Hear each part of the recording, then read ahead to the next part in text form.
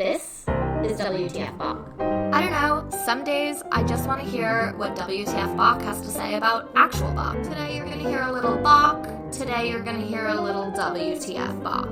It's WTF Bach here. Thanks for listening. This is the second episode of this mini-series on the canonic variations on Von Himmel hoch, BWV 769. That's the way to Google recordings of this piece, by the way. Type in BWV 769 and you'll find loads of recordings. Some probably have the score, so you can follow right along.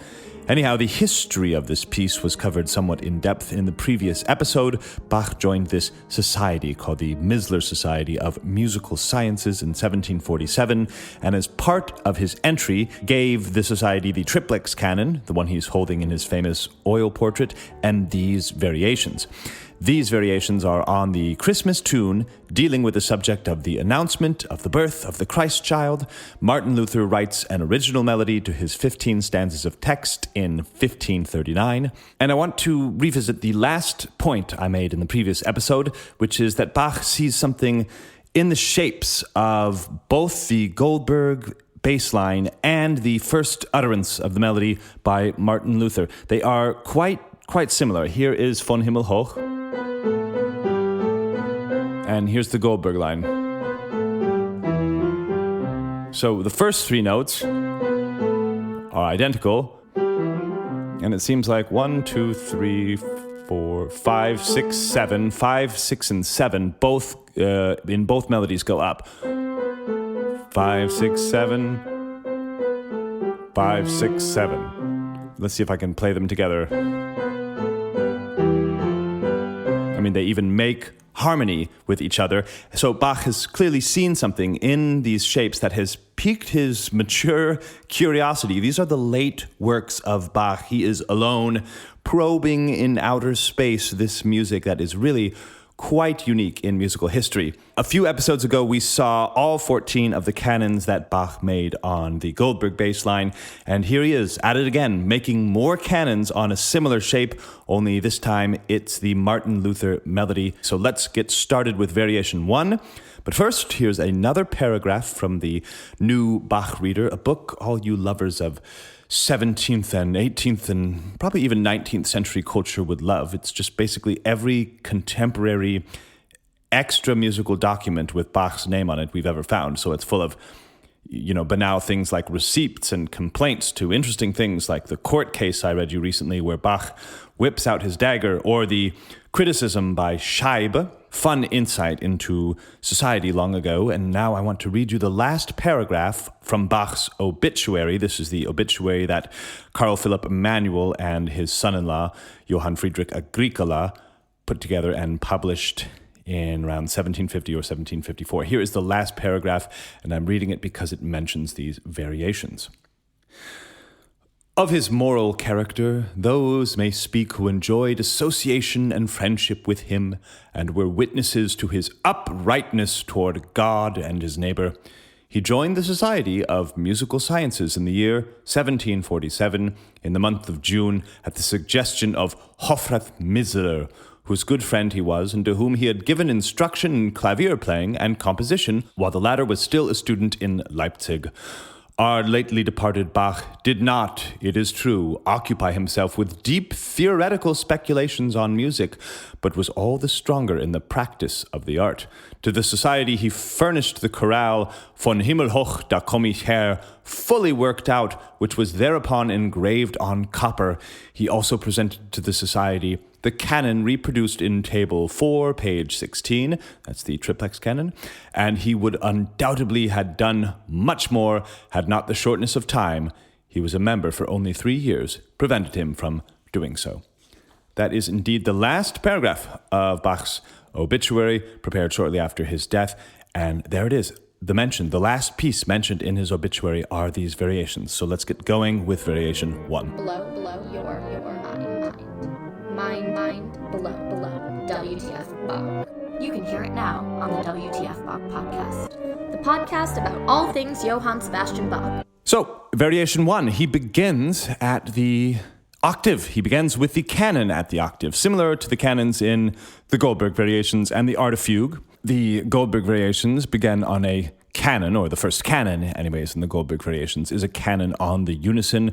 The first canon in the Art of Fugue is a canon on the octave. So it's the same shape, the same note, and in this instance, just one octave apart. And the shape sounds like this. I'm going to play it for you here on this out-of-tune piano of mine. I apologize. But the shape, it's a long one. Get ready for it. It's like a slippery dragon, snake, squirmy worm from heaven, I suppose. So just imagine this entire long, slimy line forming divine counterpoint with itself. Let's listen to it.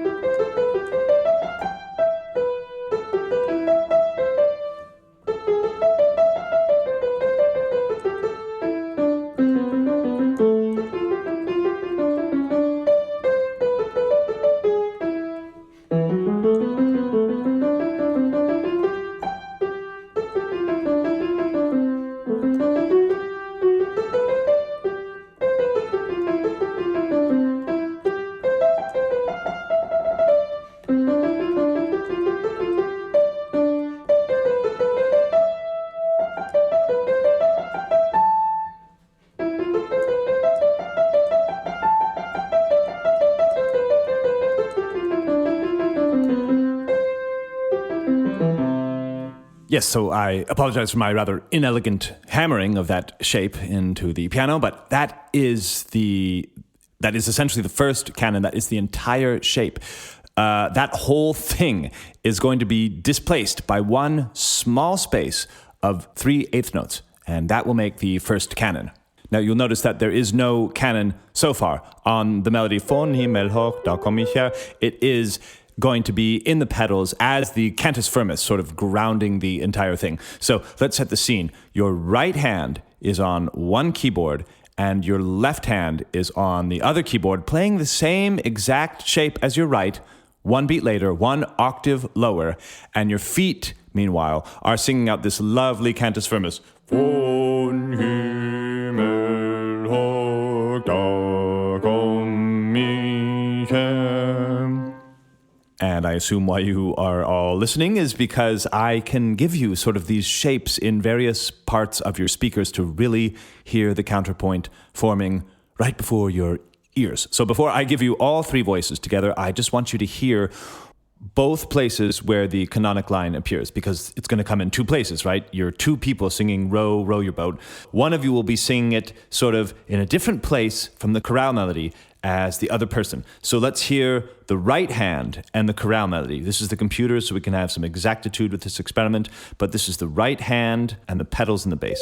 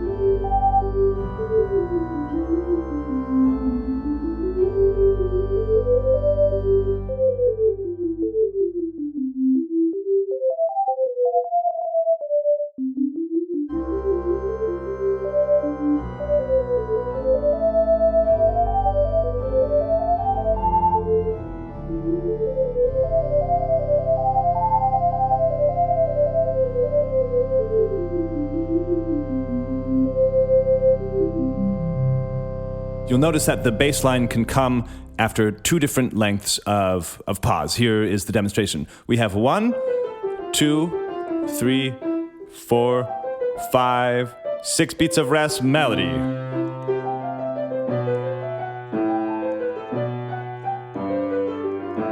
That's what you just listened to. You heard the bass coming in after 6 beats of the canon. But because it's only displaced by that small amount of time, listen to this. 1, 2, 3, 4, 5.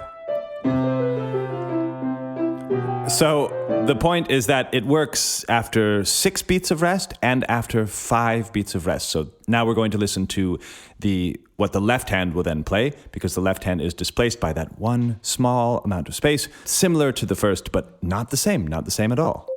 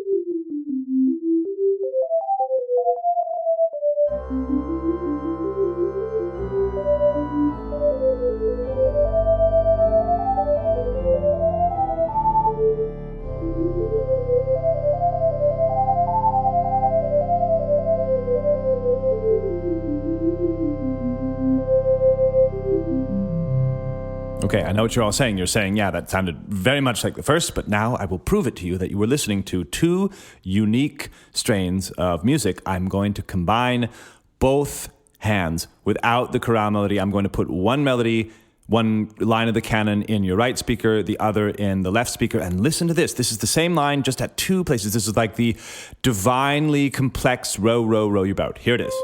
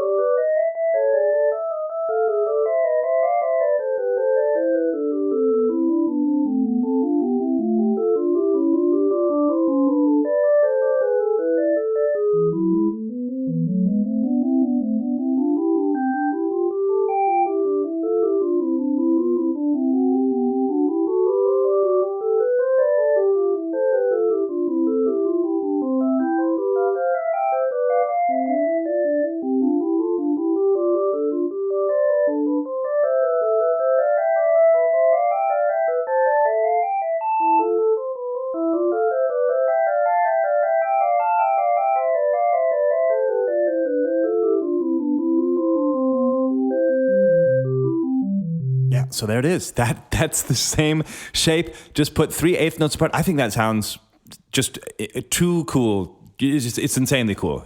And this last little line here, that's where finally the chorale melody stops, and you've got this pedal point, and the harmony that ensues. It's sort of like the closing idea. It's like this. Do.